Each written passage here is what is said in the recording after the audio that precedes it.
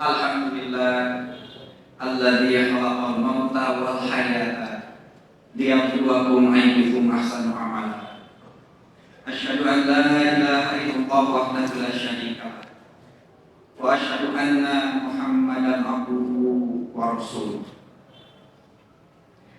Puji serta syukur kita panjatkan kepada Allah Subhanahu wa taala yang senantiasa memberikan kesempatan kepada kita, yang senantiasa memberikan kesehatan kepada kita, sehingga kita masih bisa melaksanakan perintah-perintahnya dan meninggalkan larangan-larangannya. Hadirin sidang Jumat rahimakumullah, dengan izin Allah, alhamdulillah hari ini kita sampai kepada bulan Sya'ban, bulan yang penuh dengan keutamaan, bulan yang berada di antara bulan Rajab dan bulan Ramadan, bulan yang penuh dengan pengampunan. Rasulullah SAW selalu berdoa kepada Allah, Allahumma barik lana fi Rajab wa Sya'ban wa ballighna Ramadan. Ya Allah, berkahilah kami, aktivitas kami, amal-amal kami pada bulan Rajab, pada bulan Sya'ban, wa ballighna Ramadan, dan sampaikanlah usia kami pada bulan Ramadan. Jadi ketiga bulan ini, Rajab, Sya'ban, dan Ramadan adalah bulan yang sangat dinanti oleh Rasulullah SAW. Karena pada ketiga bulan ini terdapat fadilah-fadilah, keutamaan-keutamaan, dan tentu banyak peristiwa-peristiwa Islam, sejarah yang tidak akan pernah bisa terlupakan, yang telah membangun peradaban Islam itu sendiri. Pada bulan Sya'ban telah terjadi beberapa peristiwa penting. Di antaranya adalah perpindahan kiblat umat Islam yang semula ke Baitul Maqdis, ke Al-Aqsa, kemudian pindah ke Masjidil Haram, ke Makkah Mukarramah. Dulu umat Islam berkiblat ke Baitul Maqdis. Rasulullah SAW ingin pindah ke Masjidil Haram karena orang-orang Yahudi pada saat itu sama berkiblat ke Baitul Maqdis. Rasulullah SAW selalu ingin berbeda antara umat Islam dengan orang-orang Yahudi. Pernah Rasulullah SAW memerintahkan untuk mencukur kumis, memanjangkan jenggot.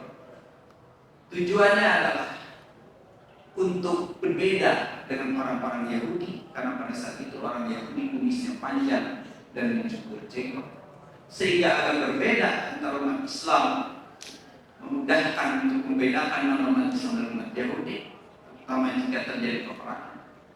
Rasulullah pada saat itu perintahkan panjangkan jenggot, cukur kumis. Lantas apakah itu menjadi sunnah?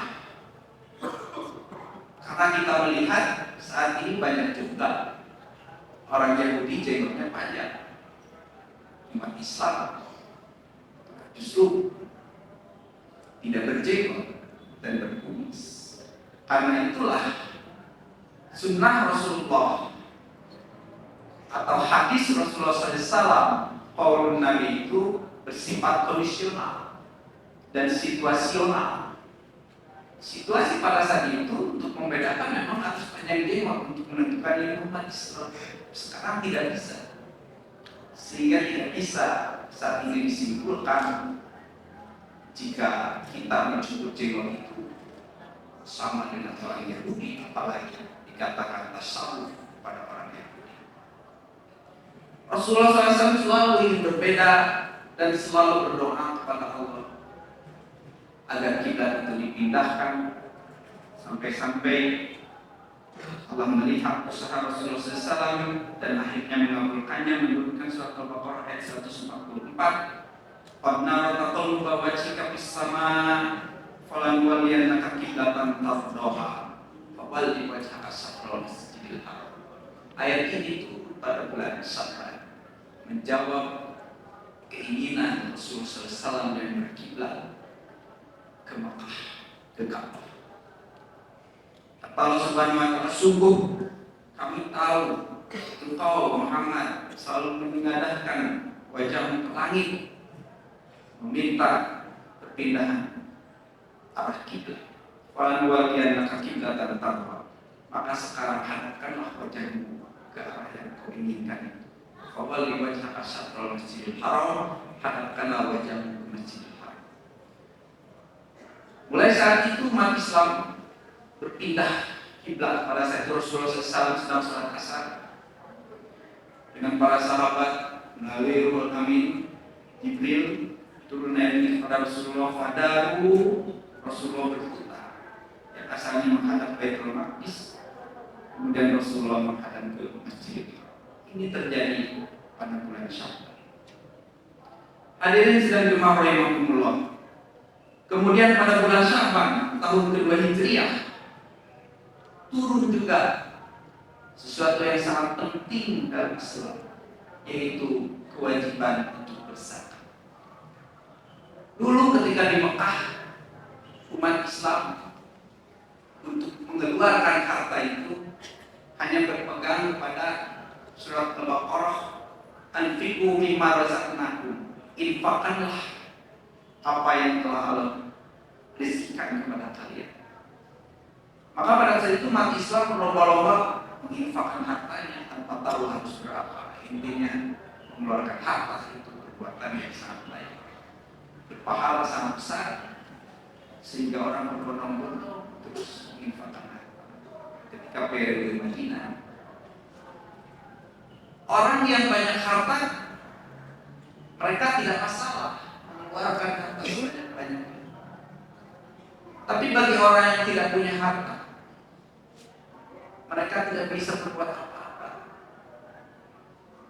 Sampai Salman Al-Farisi berkata kepada Rasulullah, kenapa berinfak terus?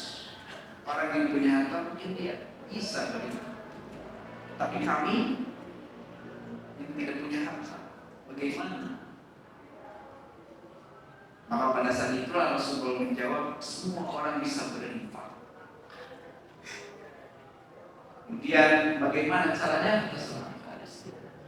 Rasulullah menjawab, jika engkau membuat makanan, maka banyakkan airnya, kuahnya, dan engkau bisa bagikan ke orang-orang sekitar. Pulang ke rumah, Salman Al-Farisi sampaikan ke istrinya, membuat makanan dengan kuah yang sangat banyak. Isinya tidak ada kuah semua dibagi ke tetangganya yang kaya raya, dia dapat makan. Dia bilang ke istrinya, Salman Al-Farisi dalam kondisi ekonomi seperti itu bisa berinfak. Kita orang kaya raya berinfak oleh orang yang miskin. Maka setelah itu orang kaya itu dia membuat makanan yang sangat enak dan kemudian membagikannya kepada warga. Salman Al-Farisi kemudian mendapati atau menerima makanan yang mewah itu dan menyampaikan kepada Rasul, menceritakannya, dan Rasul menjawab pada saat itu, itulah sedekah, Allah akan balas dengan segera ini. Jadi kita mengeluarkan sedikit akan datang kepada kita jauh yang lebih besar. Salman Al-Farisi berinfak dengan makanan hanya buah saja, dan makanan sangat mewah. Dulu periode Madinah seperti itu, berinfak. Setelah hijrah ke Madinah, di Makkah hanya berinfak, di Madinah tahun udah hijrah turun kewajiban berzakat. Pada saat itu mulai jelas bahwa orang yang fakir dan miskin, dia tidak memiliki kewajiban, tapi hanya menerima zakat. Begitupun pengeluaran untuk orang-orang alamiah itu diukur, ada takarannya.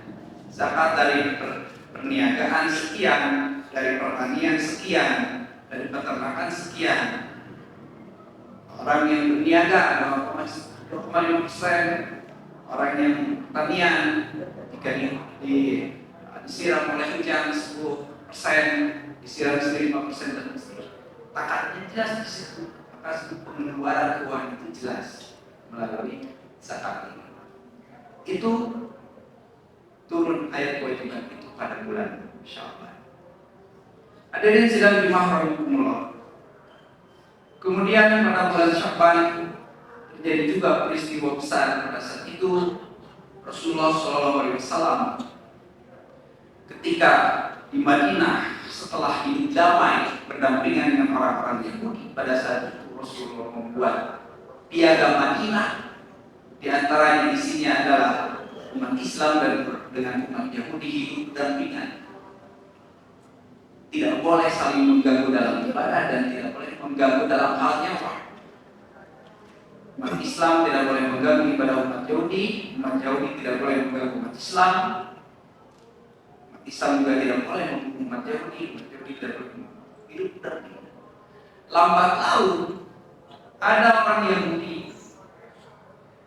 dia bernama Haris bin Biro, merasa terganggu dengan keberadaan umat Islam pada saat itu di Madinah, sehingga berencana untuk menyerang, mengusir umat Islam dari Madinah. Dan dia yakin bisa melakukan itu karena pada saat itu umat Islam minoritas. Rasulullah menerima perintah itu, mengirim utusan untuk mengkonfirmasi, dan ternyata iya.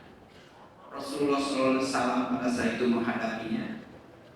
Mereka adalah Bani Mustalik. Peristiwa itu disebut perang Al-Mustalik karena melawan Bani Mustalik.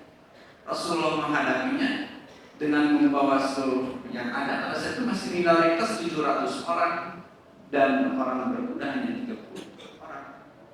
Kelapangan dan bertempur di sana. Umat Islam terpukul karena dengan izin Allah Subhanahu wa Ta'ala memberikan perasaan yang pesimis kepada musuh Islam dan memberikan rasa besar kepada hati umat Islam, tumbuh keberanian yang luar biasa, sehingga dengan izin Allah umat Islam yang minoritas mengalahkan kaum Bani Mustalik yang mayoritas. Turunlah surat Al-Baqarah ayat 249, kami fi'atin qalilatin, betapa banyak kaum minoritas itu kalau bakiatan kasiratan bisa mengalahkan kaum yang mayoritas. Bismillah, tentu hanya dengan izin Allah. Wallahu ma'as-sabirin, dan Allah bersama orang-orang yang sabar. Jadi ayat ini menjawab tentang kondisi peperangan itu tidak mustahil. Rasulullah sedikit, mereka banyak, tapi Rasulullah yang menang. Barakallah.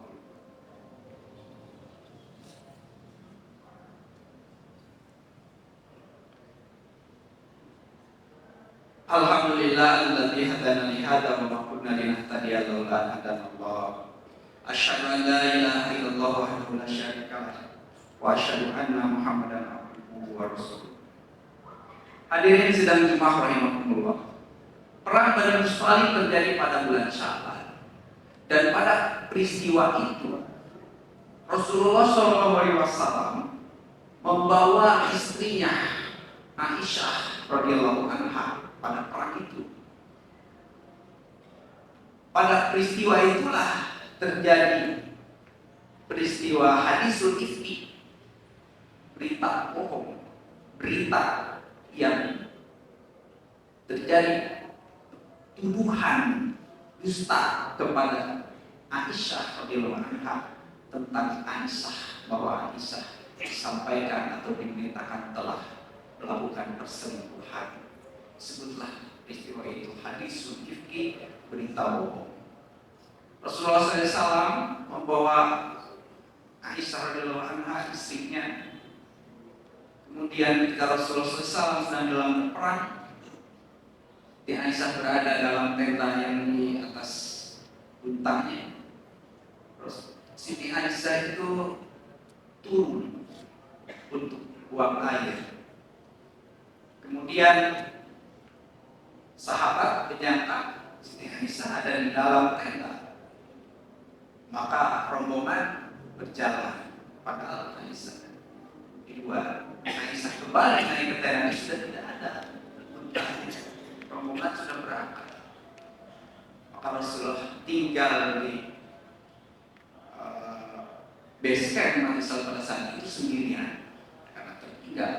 Dan sahabat ternyata Aisyah itu ikut ada sendiri. Kemudian sahabat Rasulullah SAW, Sofwan bin Mu'attal, dia tertinggal mau menyusul, ternyata dilihat ada istri Rasulullah SAW.